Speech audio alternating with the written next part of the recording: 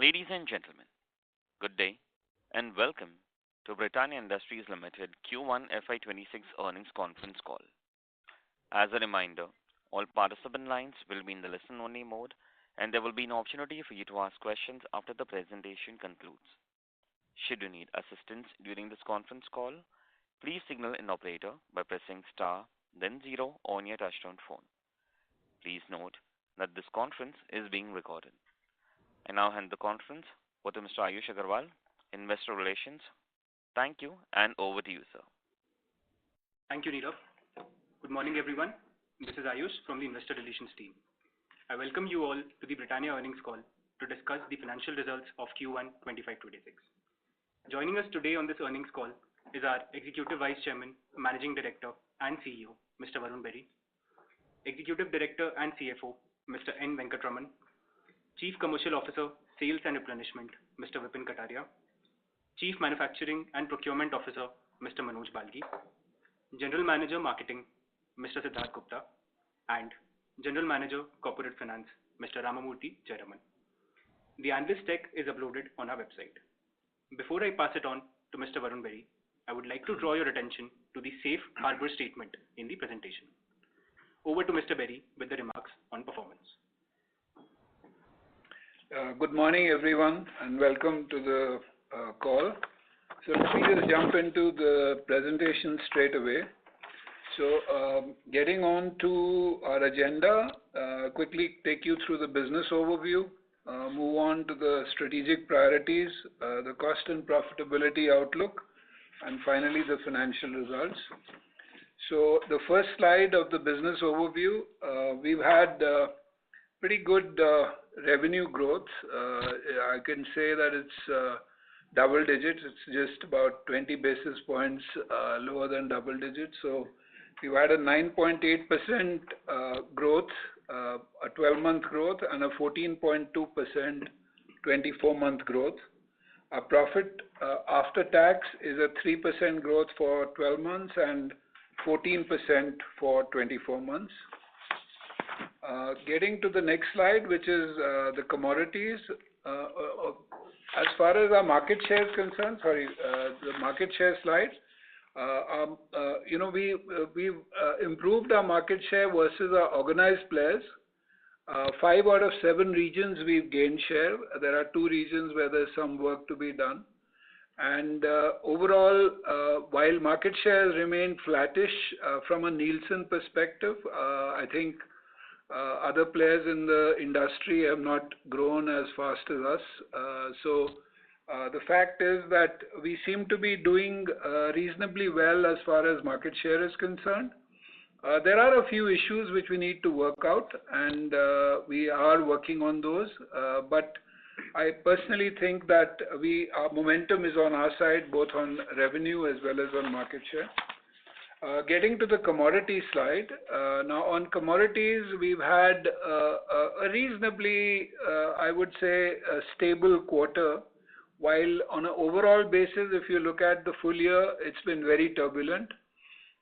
Flour, there's been versus Q1 of 25, which is the corresponding quarter last year, it's a 8% inflation. Palm oil, while versus sequentially it's been negative, so we've had a deflation sequentially, but versus the same quarter last year we've had an inflation of 45%. Sugar, again, within those boundaries, so pretty manageable. Cocoa also sequentially has come down, while there's a 35% inflation versus last year. Laminates and CBBs both have been within those guardrails and pretty manageable. Moving on to the strategic priorities, which are what we discuss every time, efficiencies in sales and distribution, innovation and adjacencies, sustainability, brand and cost efficiency. So I'll take you through that. As far as distribution is concerned, we've seen an uptick both in urban as well as rural. Our rural growths have this quarter been double digits, and urban is very high single digits. This urban includes the general trade as well as the modern trade as well as the e-com numbers. Now, what are the enablers as far as the growths are concerned? We are focusing on our rural markets, where we are looking at taking our distributors to be full-scale distributors. When we started this program, we had appointed rural distributors where the supervision was pretty good, but when they become full-scale distributors, the supervision becomes even better, and the whole working style becomes more organized. So we are looking at taking our rural distributors to be full-scale distributors, which is helping us. Second, obviously, there is better extraction from the existing distribution infrastructure that we've created. The high potential outlets are being focused on through our RTM project, and this is not just for the base business, but it's got excess focus on the adjacency business, and we are seeing that pay up for us. We've also got the sales program for key urban accounts. We are revamping that program, and that's helping us as well. Obviously, e-commerce has been doing really well for us. We've been gaining share in that segment, although it's still only 4% of our overall business. Moving on to the next slide, which is driving the Hindi belt. Hindi belt this quarter has been really, really good. All 4 states have given us very good growths, very high double-digit growths, and the growths are 2.7 times what they are for our other states. So this has led to a market share gain of 65 basis points over Q1 in the Hindi states. So that agenda is going quite well for us. On the marketing programs, some very exciting marketing programs. The Good Day programs continue. We've had a very good campaign, and that's giving us good results. We've had this 50-50 program with Ravi Shastri, which has been doing pretty well. The advertising has been appreciated. The connect is being made. Jim Jam continues to advertise. We've tied up Gukesh for Milk Bikis, and that advertising is on air. We also did inclusivity campaign during the Pride Month, where we also brought in our largest competitor into it, which became quite a discussion point. And Mari Gold, the startup show, continues and is doing very well for us. Now, coming to innovations, some very, very exciting innovations. You are aware of Pure Magic Stars and the Harry Potter Pure Magic Choco Frames. The Butter Jeera, Good Day, and the Fruit and Nut are doing very well for us. We are just in the process of launching Pure Magic Choco Tarts. It's just getting into the market as we speak. There are 2 flavors. One is the chocolate and the second is the hazelnut. And these are very exciting products, and we are hoping that these will become big blockbusters. We've also launched 100% millet NutriChoice, a very exciting product again. It's got no sugar, no added sugar in it, and it doesn't have palm oil. This is a very, very good product which has gone into the market. And we are launching Milk Bikis Smart, which is on the whole concept of chess. In fact, the biscuit itself has, the chess, personalities on it. And we've got, this is enriched with DHA, which is, a good ingredient for kids to grow up with the right thinking abilities. And as a result of all of our innovations, our premium product salience has gone up by 310 basis points. This question comes up in every meeting that we have with all of you. So we thought that we'll just preempt this and give you this number early. The adjacency business, the next slide, the adjacency business has been doing quite well for us. Rusk has been growing double digits and high double digits, and even the profitability has improved dramatically as far as Rusk is concerned. Croissants, mid-20s kind of growths, and we've gotten to a break-even as far as profitability is concerned after all the spends that we do on ANSP. Very good gross margins we make on this product, and this is moving very well in the market. Wafers again, it's growing very well, almost a 30% growth here, and our market share has moved up. And this category also, we were late starts in this category, but we are gaining strength very, very quickly. Dairy, we've done extremely well in general trade, where it's like a 40% growth. Even in e-commerce, we've got very good growths. We still have to get our, modern trade agenda right, because there are price players who continue to hammer on price, and we are in the process of making sure that we get modern trade under our belt as well.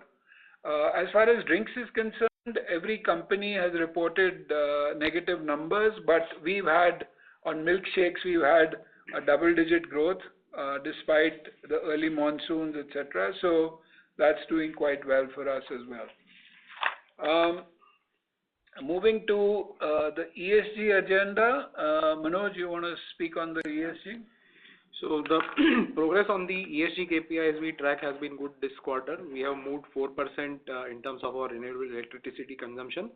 In terms of specific water consumption reduction, we are ahead of the target, and we have had about 3.5% reduction this quarter. The diversity agenda is being driven, where we have had in the women factory workforce, we have had about a 1.8% increase over the previous quarter. And through our CSR arm, the Britannia Nutrition Foundation, the number of beneficiaries that we have... 1.8% is the contribution increase, not a 1.8%. Yeah. And Britannia Nutrition Foundation, the number of beneficiaries reached has increased by about 3.5% over the previous quarter. And we have got multiple recognitions this quarter. We were recognized with multiple accolades for the Global CSR and ESG Awards for 2025. 6 of our factories won the CII EHS Excellence Award, and Dun & Bradstreet has recognized us as one of the leading ESG entities in India. And Manoj has been leading this, right from the time we started, and I'm very proud of our achievements here. Obviously, a mountain to climb, but a very good start as far as ESG is concerned. Now, moving on to cost and profitability. So, on the cost front, sustaining margins while being competitive was our agenda, and I think we've been able to do that quite well. We've been able to fight the regional players as well, and we've been able to make sure that we keep the momentum going. Also investing behind key brands and scaling up innovations, we've been able to do that, quite well, and we are in the process of launching a lot more innovations during this year. The outlook, obviously driving consumption in the core categories remains our big agenda, and closely monitoring policy interventions and the harvest output which impact the commodity prices also will be a very critical thing for us.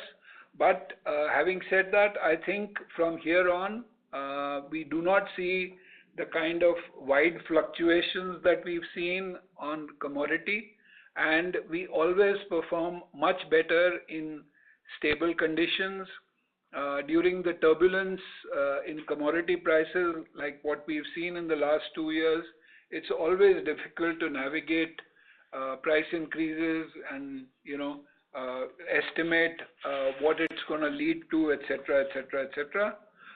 We have covered most of our inflation through our price increases.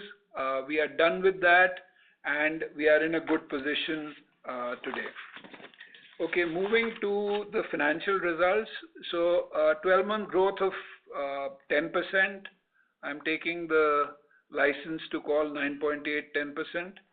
And if you were to look at it, it's 4,535 crore consolidated revenue for us during this quarter.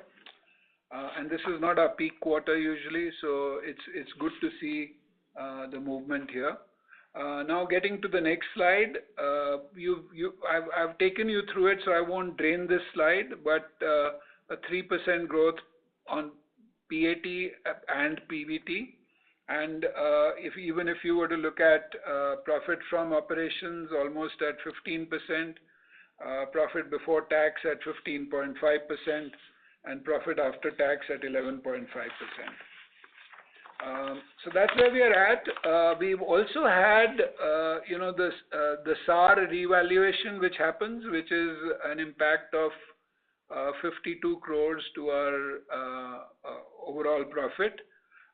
If you were to, look at it without that, the operating results are very good with a 10% top line. And if you disregard the SAR for a second, while you can't do it, it would be a 13% bottom line growth.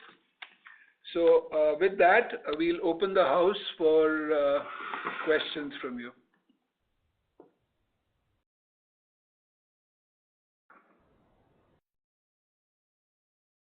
So shall we open the floor for questions?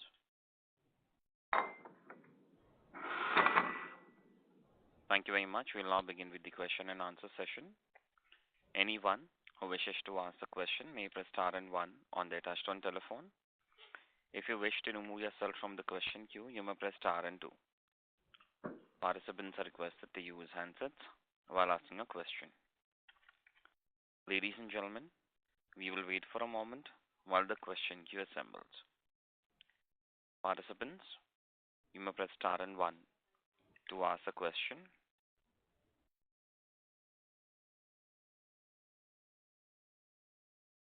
First question is from the line of Avnish Roy from Nuvama Wealth. Please go ahead.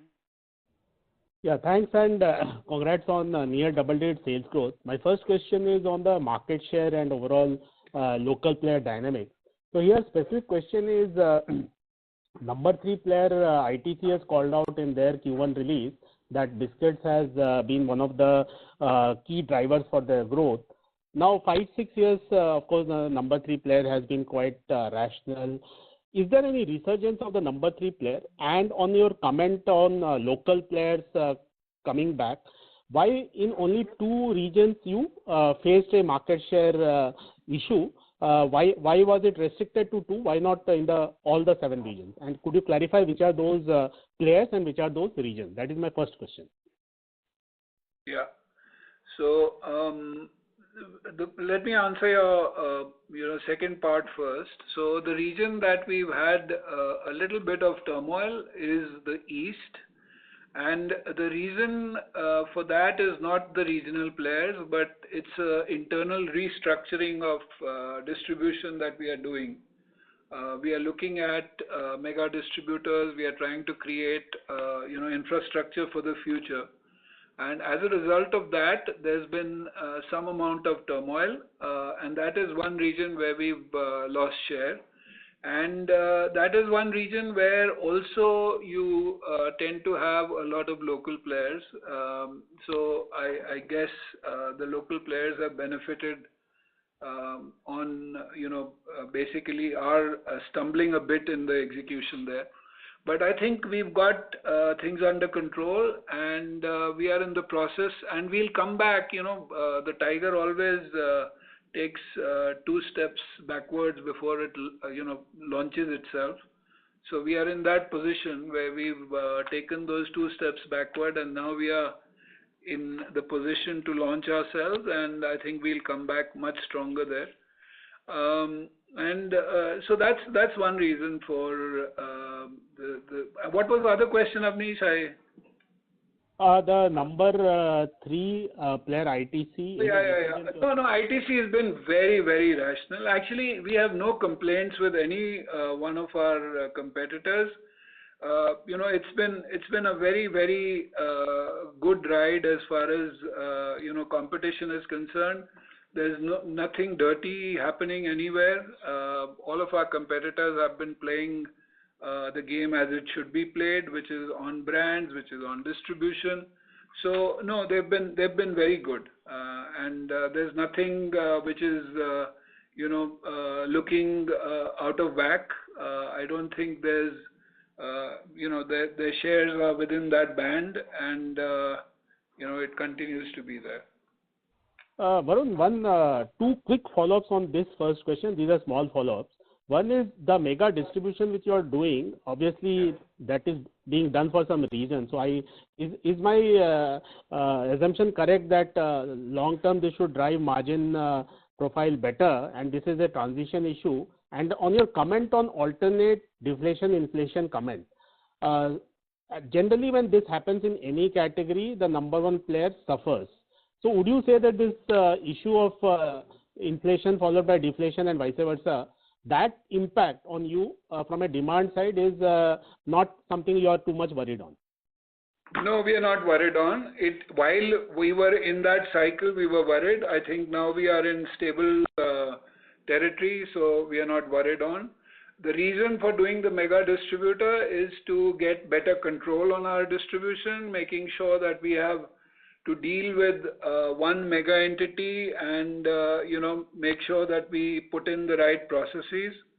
And it is a fragmented region with there were a lot of distributors, so we are trying to just restructure it and see how we can take it to the next level. So my last question is on the adjacency business. So in croissant and wafers, have you now become the number 1 player already? And in dairy, the 40% growth in GT, is that a base effect issue? What is the sustainable growth here? No, the sustainable growth there is, as far as GT is concerned, I think we can continue to get that kind of growth for a number of years because with our now being price competitive, there is a long we can get that GT business to do a lot better than what it's done in the past, because we were at a 25-30% premium to our largest competitor. So I think that will continue. The contribution of GT to our overall cheese will continue to grow, but that doesn't preclude us from making sure that we get our other channels right, and that's what we are working on currently. So thanks. That's all from me. Thank you. Thank you. Next question is from the line of Mihir Shah from Nomura. Please go ahead. Hi, Mr. Berry and team. Thank you for taking my question. So firstly, on the volume growth, it seems to be just about 2% volume growth. And the momentum versus what we saw in the fourth quarter seems to have gone down, while most of the other consumer companies are seeing an improvement in momentum when it comes to volume growth from 4Q to 1Q. Is there any impact of this East distribution or rejig that you're doing is impacting this volume growth? That's one. And the other one is, do you see any green shoots or trend change for volume growth trajectory to get better in the coming quarters? No, see, the point is that with the kind of inflation that we've seen, there is bound to be revenue growth more than volume growth, in these times. Yeah. Mihir, may I request you to mute your line from your side, please, when you're not talking? Sorry, sir. Please go ahead. Yeah. So there is bound to be, volume will give way for revenue, and that's what we are seeing. However, the way to look at it in our business, because 60% of our business comes out of price packs, which are 5 rupees and 10 rupees, the way to look at it is to see what kind of transaction growth, how many consumers are, interacting with our brands, and the transaction growth has been 12%. So, we are pretty happy with our transaction growths of 12%. And volume will also come back slowly and steadily. But I would say the delta between volume and revenue will remain at about 6, 7, 8% for the coming 2 or 3 quarters. Understood, sir. Thank you for that. So second question is on the commodities. Sequentially, most commodity prices are seeing a downward trend, and there seems to be kind of a 7.5%, 8% pricing in the system. How should one think about the gross margin from here on? Because in 1Q we did not see much improvement on a sequential basis, versus what we were expecting, but maybe there were some higher inventory in the system. Can one expect this gross margins, to have bottomed out and to see an improvement and all the high price inventory have gotten exhausted? No, it was not about high price inventory. In Q1, the inflation that we saw was still, what we had seen in the previous quarters, and we hadn't been able to mitigate that inflation through the required price increases. Now we've completed that, and you actually answered your own question. If the commodity prices are within a band, then obviously the margins can only be better. Got it, sir. I just wanted to get your confirmation on the same, and just a shout out to your innovations, especially on the chess and the Harry Potter ones. They're just pretty awesome. And that's all from my side. Wishing you all the very, very best. Thank you. Thank you, Mihir. Thank you. Next question is from the line of Avi Mehta from Macquarie Capital. So the line for the participant dropped. Next question is from the line of Nitin from MK Global. Please go ahead. Hi, sir. Thanks for the opportunity. I just wanted to check on this SAR sort of impact of 52 crores. So how exactly is the calculation, and how should we build this going forward in the coming quarters? See, it's completely dependent on the stock price. The employees get the SAR, which then gets revalued basis the stock price. So, but we do understand the fluctuation it causes, and in the next year, not in this year, but in the next year, we'll try and see how we can even it out better. Okay, sure. Thank you. And my second question is around how are we investing behind brands? Because last year A&P spendings have reduced 19%. So can you throw some light here? And also, if you can help me understand how is our digital spend? So we did rationalize our A&P spends during this quarter. What we did was we focused on our IPL. So IPL was our main platform where we and it was also on digital. So digital has been a pretty important agenda for us, and we just focused on IPL because this was the IPL quarter, and that gave us the right kind of dividends. Obviously, we knew that the inflation pressures are there, so I think that strategy worked. We didn't go across all our brands. We just focused on our top 4 brands and advertised those brands. So that's how we moved on. But in this quarter, we are back to our normal A&P spends.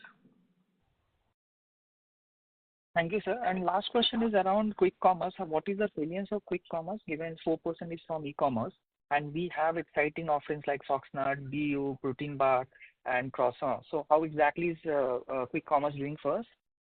So overall, it is 4% on our overall business. Obviously, for certain categories, it's larger. Actually, biscuits is the lowest, and the other categories are all 8% plus.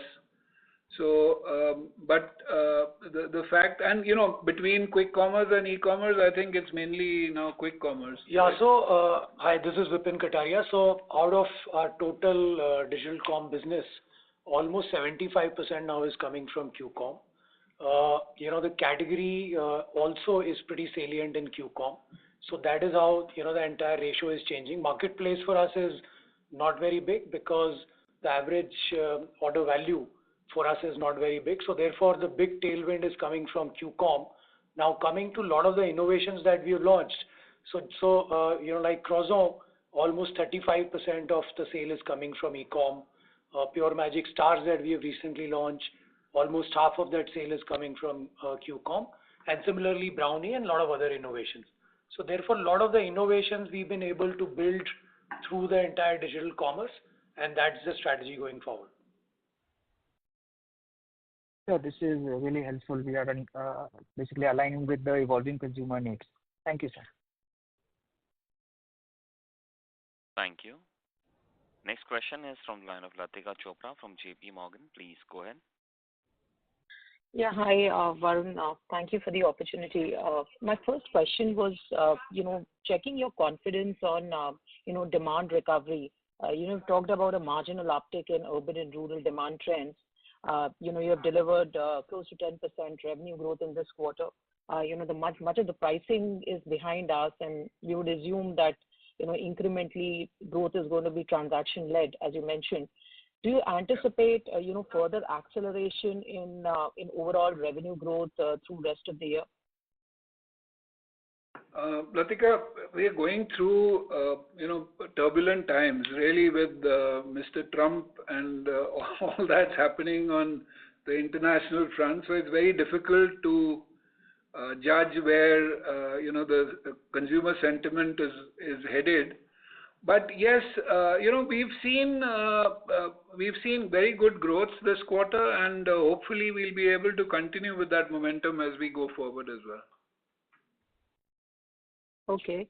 The second thing, I wanted to touch upon was a little better in detail was around, your comments on market shares and regional competition.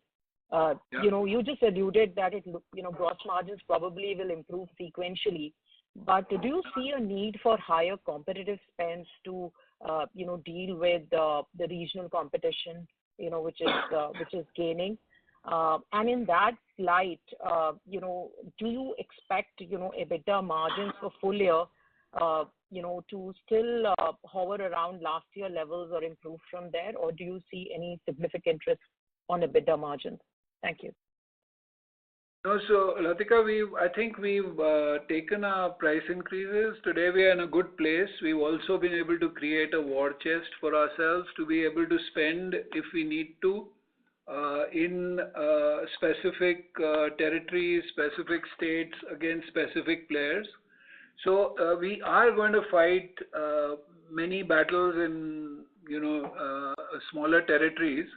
And we are, doing a specific analysis on each one of these competitors. And I think we are in a very good place to be able to do so now with the inflation deflation cycle sort of behind us, and are, having been able to mitigate inflation with, all the measures, including cost efficiency programs. So I think we are in a good place to be able to take this forward in a stable and good way.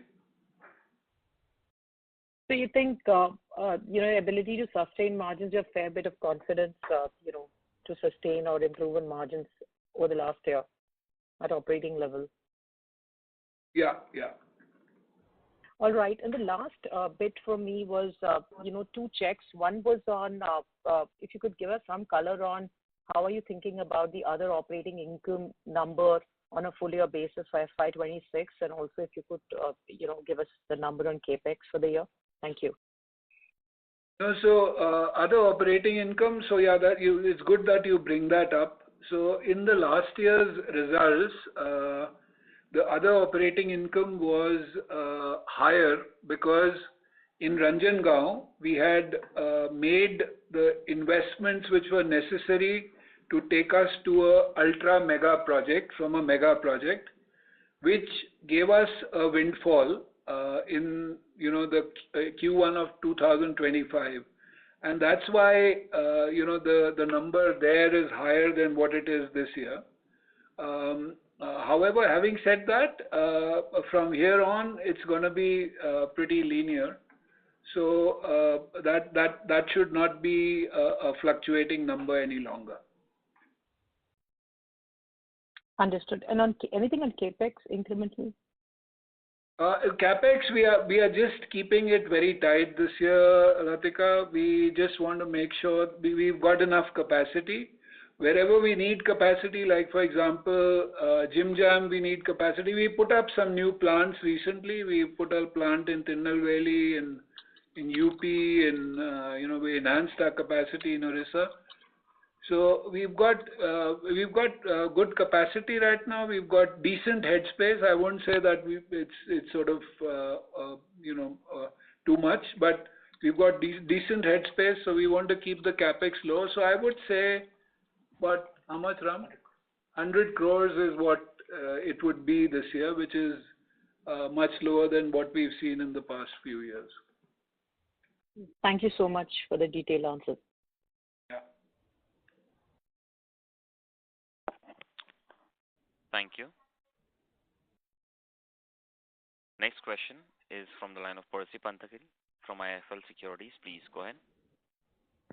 Hi, sir. So basically, just I know this has been discussed, but again on the gross margin front, just wanted to understand as to when this palm oil cost reduction and duty reduction, which quarter is it going to hit us? Did it hit us partially this quarter, or it's going to be Q2 or Q3?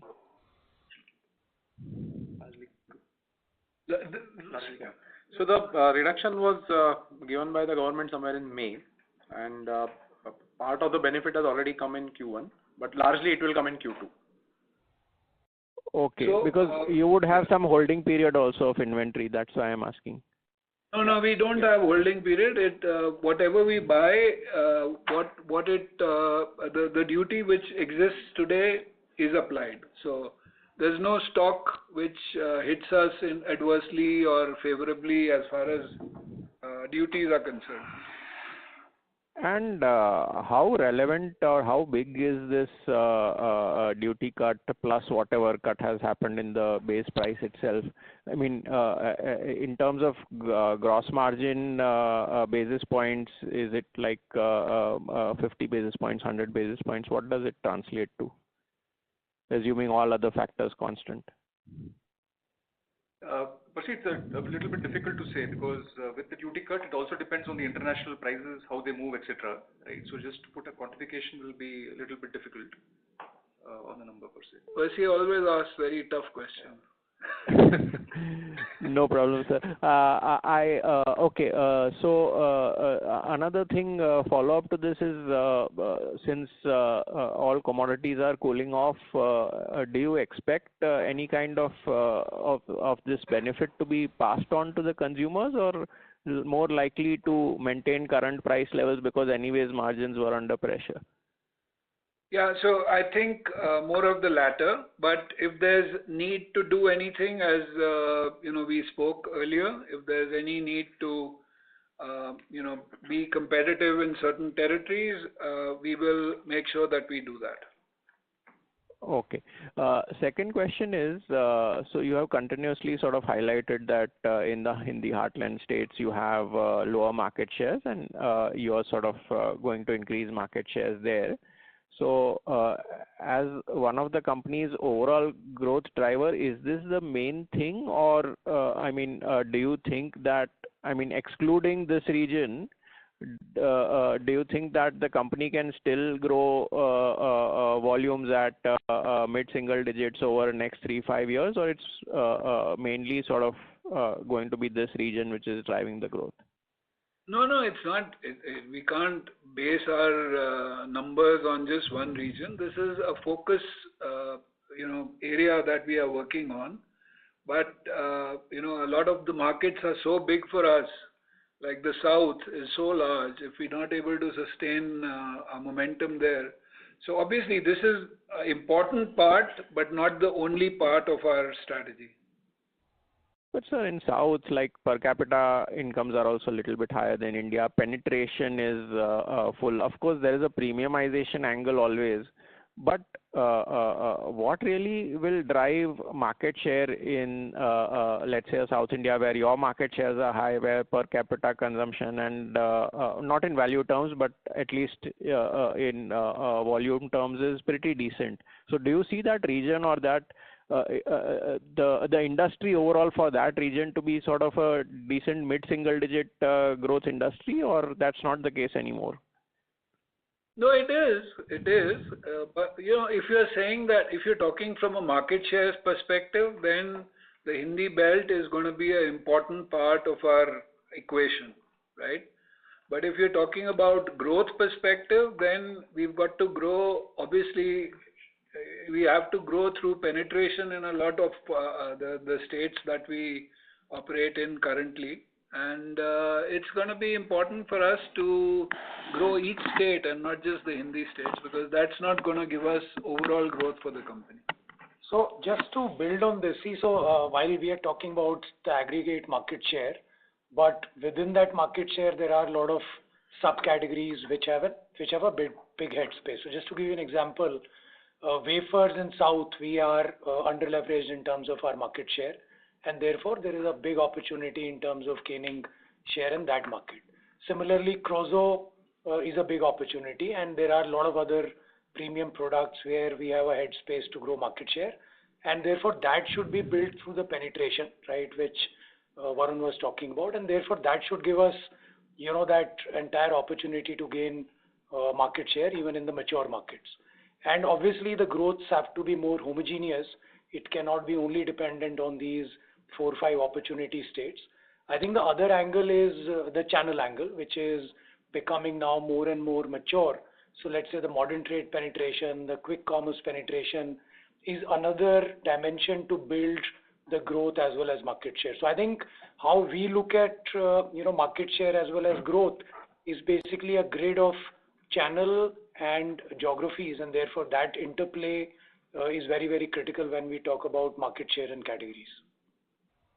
Got it, sir. Very helpful. Thank you. All the best. Thank you. Next question is from the line of Tejas Shah from Avendus Spark. Please go ahead. Hi. Thanks for the opportunity. So across industry, we are seeing strong traction in health, nutrition, wellness-led launches, especially on D2C and quick commerce. And interestingly, on the previous answer, you also called out that quick commerce and modern trade is an opportunity which is under index. So do you see any portfolio gaps or opportunities for us in this space? And especially like, let's say something like Super You, if you saw, those brands are getting immediate traction on wellness platform and in quick commerce channels. So just wanted to understand your perspective on this. Okay, so I'll answer that, Siddharth here.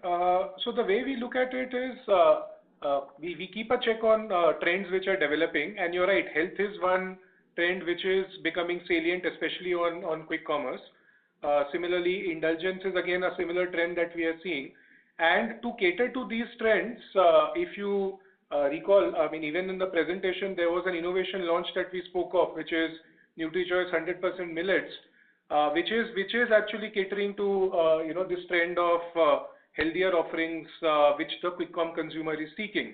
And similarly, the Pure Magic Choco Tarts that's lined up is again catering to the indulgence trend that the same quick commerce consumer is seeking. So we are keeping a tab on that, and also the Milk Bikis Smart. And Milk Bikis Smart exactly also caters to the same, I mean, the mothers looking for healthier offerings for their kids. So therefore, you are right. These trends are there. They are becoming relevant, and to cater to those, we already are launching new innovations, and work is happening. To kind of be ready with more such products which cater to the consumer trends. But point is taken. Your point is right. There are certain startups which are making their presence felt by breaking into certain categories which are, sort of not visible before they come into the market. I think those are trends that we have to watch out for and make sure that we have those in our arsenal as well. Very clear, sir. Second, last quarter you had called out certain distribution reforms to increase volume per output. So just wanted to know where are we and are we seeing any tangible outcomes already on that? Yeah, so we have the RTM project. Vipin, you Yeah, want to comment? thanks for the question. So basically the project is about building, the bespoke service level, which is, let's say you have a ultra high potential outlet. You need to service it adequately so that we can build on our availability as well as range. So that the project is, has been on for the last 4 months now. We are scaling it up. The intent is to make sure that 70% of our urban retail is covered through this model. So we are already, 1/3 of the entire scale up has been done, and this quarter and next quarter is when we are making sure that 100% of the project scope is covered. The initial results are good. We are getting good delta growth for our biscuit categories and even higher delta growth for cake, rusk and croissant. So I think the project is shaping up well. We are right now, in the war room, we are making sure that, as we scale up, we improvise. It's very important for us to also keep all stakeholders engaged because there's a large change and therefore change management is something which is very critical. We are also making sure that this is also beneficial to our channel partners, our distributors, because, that's what will bring the stability. So I think, the first 4-5 months of the scale up, pretty good. And, we have a very clear sight of scaling this up to that 70% level in the next 4-5 months. And this 1/3 rollout that we would have done, that would have given much higher number than what we have clocked at average level? Yeah, so the delta growth is high single, right? So how we measure this is, basically the pilot versus the overall universe. And there the delta growth is coming to high single, and that's giving us the confidence that by servicing these high potential outlets at the right frequency will build throughput and range. Perfect. And if I may squeeze last one, sir, you mentioned very positive outlook on raw material prices.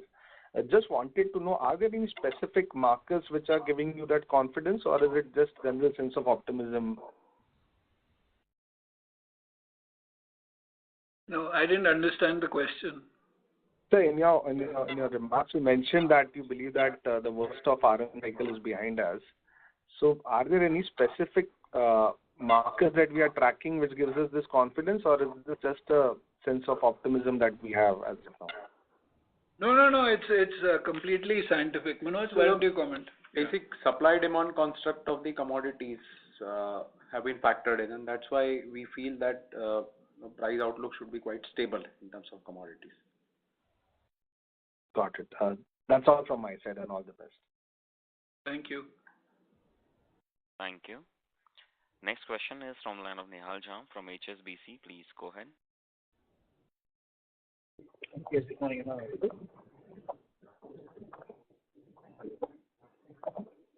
Nihal, your audio is not clear. Yeah, your voice is muffled, Nihal. Nihal, can you speak through the handset, please? Sorry for that. Is that better? Yes. Yeah. So 2 questions. First is on the regional competition you did mention at the start of your presentation. So is it generally we've seen that the competition comes back when there is a massive price reduction that happens on the RM side.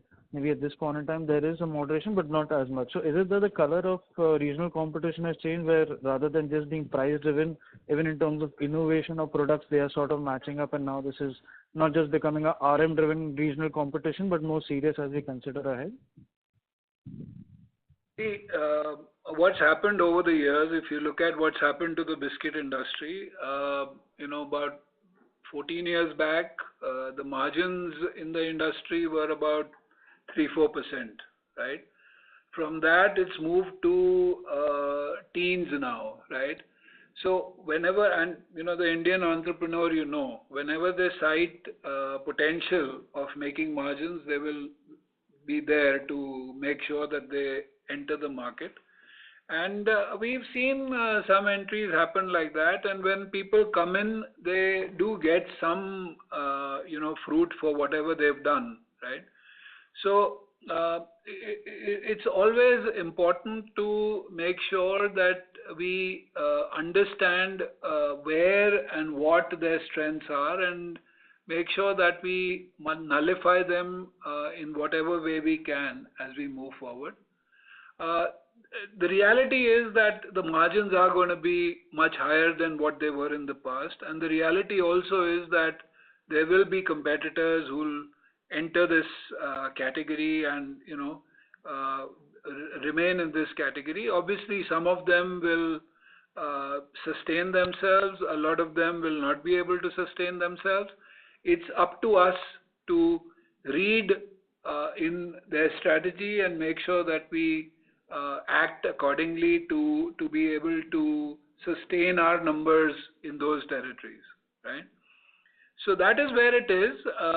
It's impossible to have no competitors coming into this category, right? Because it will happen, right? There will be smaller players coming in. Now it's up to us to be able to counter them as we go forward. Sure, sir. Point taken. The second question was that on the adjacencies, if you could just give more color on cakes and breads. I think that is something you've not highlighted much, and the overall adjacency growth, if that is possible. Yeah. So bread has been doing really well for us. Bread, where we were obviously not accretive on margin, etc. The growths have been very good, and even the margins have been pretty good. Obviously a little lower than what our company margins are, but they are pretty good. So bread business has been doing quite well. We've been able to spread ourselves. We used to be a north-centric business. We still are heavy in the north, but I think we've been able to get our business in Hyderabad, in Bangalore, in Chennai, Bombay. Obviously we already were there. So we've been able to spread our business across the country, which is good, and we will make sure that we continue to do that and have a nationwide footprint as far as bread is concerned. Cake has not been a great story. Cake growths are single digit. They are not double digit as I spoke about for the other categories. The reason for that is again margins led. We had a margin issue on cake, and we tried to move price point from a 10 rupee to a 15 rupees, and we sustained certain volume and revenue losses when we did that. So that was a strategic move from our side. Obviously with UPI and digital payments, etc., we thought price points are not as critical today, but it seems that they are. So we are reassessing that strategy. Obviously, we do want to get the margins up, but we are reassessing that strategy, and we will be in a good place as far as cake is concerned. We've had a very good response to our relaunch. Some of our categories within cake have been doing really well, like brownie, etc., have been doing extremely well. Once we get this right, the margin and the volume and revenue growths, I think we'll be in a good place as far as cake is concerned as well. Sure, sir. Thank you so much.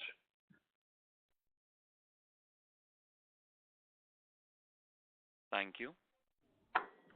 Next question is from the line of Amit Sachdev from UBS Group. Please go ahead. Hi, thank you so much for taking my question. Just a small clarification on the SAR valuation again. Although it's good that the interests are aligned and employees, I assume that's linked with economic value created, and that reflects in the stock being ESOP being revalued. Can I just get a broader sense? Say there's a 10% increase in, say, stock price in a given time frame, say a quarter or two. how one should think about the, P&L impact of that? It's just that, I assume it's a structural company and it grows earnings every year. How one should think about structurally taking into account without having to worry about each quarter's one-off impact of it and how margin should be interpreted? Although I see that it's a thing that will happen, but can you give us some guidance how it is really calculated and with reference to stock price? No, so it's very simple. See, in a normal market, it goes up whatever the stock price goes up by. It's just been that overall the times have been very turbulent, right? The stock price had gone down and then it came up, and in those turbulent times you will see these bumps in the road. So I think as things become smoother, I think it'll be. See, if you look at the range in 1 year, as far as our stock price is concerned, it's a very wide range, and that's what's created this number, right? So with a smoother road, I think this kind of bump doesn't happen. Got it. No, that's very helpful. It's just that, but where I'm coming from is that I want to sort of always want to know how we are at the EBITDA margin level, from a cycle, input price cycle point of view. And that sort of come in the way of getting that benchmark right. That's the only thing. Okay, understood. All the best. Thank you so much for this response. I really appreciate it. Thank you. Thank you. Next question is from the line of Jay Doshi from Kotak Securities. Please go ahead. Hi, thanks for the opportunity. I'll just have a small sort of follow-up on the previous question itself. So if we assume that the stock remains at these levels for the next 2-3 quarters, then is this 52 crore charge is the all we'll see for the full year? So should we think of it that your underlying employee cost without SARS charge was about 190 crore this quarter, so that will continue ballpark at that run rate for the next 3 quarters, and this 52 is basically something you see at a full year level. Is that right understanding? Yes. If the stock price remains stable, there will be no charge as far as SAR is concerned. And if it moves up 10%, it will be 5 more crores, right? It'll be small. Understood. Okay, that's very helpful. Second is, could you please share? Yeah, on your previous question, yes, please. Will be a 10% of 50 crores may not be a right assumption, because these are all basis the model that is used, right? So we use the Black-Scholes model, which is a predictive model of what the prices are going to be based on the past movements, right? So it's a predictive model. So a simple extrapolation of 10% price increase will result into 10% extra charge may not be right. Might vary a bit. Understood. Okay. And the other question was on could you share your thoughts on quick commerce channel from 2 or 3 different dimensions? One is where is your current market share in the channel? How under indexed are you if you are? Second is how do you think about this channel as a from a competitive standpoint? Could it actually create a significant fragmentation in some of the categories that you operate in? Third is profitability of this channel vis-a-vis other channels, and fourth is what will be the share of overall advertising budget that or ad spends, A&P spends that this channel can sort of entail. Okay, so I think it's a long 4-part question. So first, like we said, Q-commerce in terms of salience is pretty good, 75% out of the 100 of e-commerce that we do. The salience is also building up in let's say metros.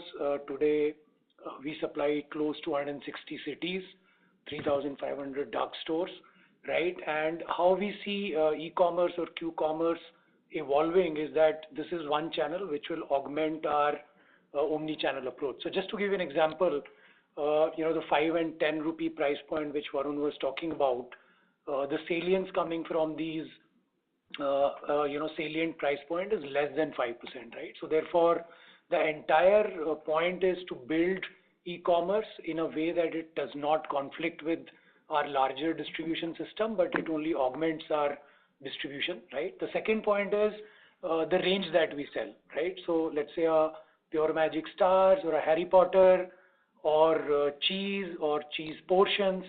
So the salience that these innovation and new categories that we are getting through e-commerce is fairly significant now, and therefore the investment that we are doing in e-commerce is commensurating with the salience.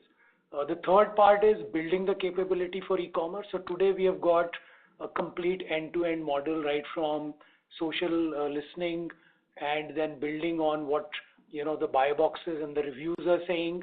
Also using the entire full funnel approach in terms of what is happening, the visibility and the investment that we are doing, and using the entire demand side platform, right, to build conversion, right? So I think that's the track that we have taken in e-commerce, and therefore the approach that we have is far more holistic. As far as the operating margin is concerned, I think today we are in the investment phase, and therefore we are investing so that our growths are pretty good, right? Coming to market share, we have close to 500 points higher market share in e-commerce, right, which is a very good thing. So if you actually inquire about the market share a lot of FMCG companies are getting through e-com, you will realize that the market share in e-commerce is actually lower than their overall aggregate market share. So I think that is one big plus that we have, that our market shares are fairly good. The other point that you talked about was on profitability. So the way to see profitability is that you need to sell a much better premium mix, and therefore that is one KPI that we drive, that how do you drive higher gross margin innovations and new categories and products. So let's say if NutriChoice is more profitable, right? So how do you make sure that you build salience in NutriChoice and therefore build gross margins, and therefore the flow through is good without hampering any kind of investment. So I think that's our approach from a profitability point of view. So I hope I have addressed all four, maybe not in the same sequence. Sure. Thank you so much. Thank you very much. Ladies and gentlemen, we'll take that as a last question. I'll now hand the conference over to Mr. Ayush Agarwal for closing comments. Thank you everyone for spending time with us on the call today. We look forward to interacting with you again in the future. Thank you and have a good day. Thank you. Thank you very much. On behalf of Britannia Industries Limited, that concludes this conference. Thank you for joining us, and you may now disconnect your lines. Thank you.